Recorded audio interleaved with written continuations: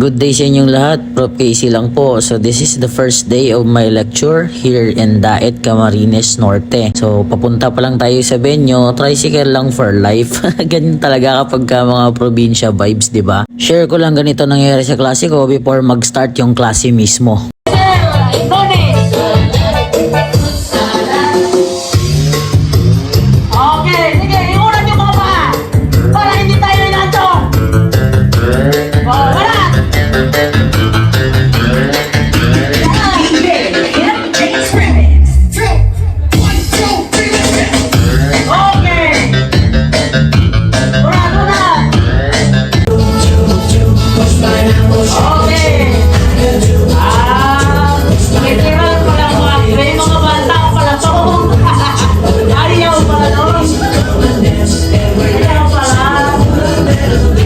Energizer dance ang pinapagawa dito para hindi kayo antukin before mag-start yung klase. Hindi masi-masi but energizer dance lang. Masasanay din kayo.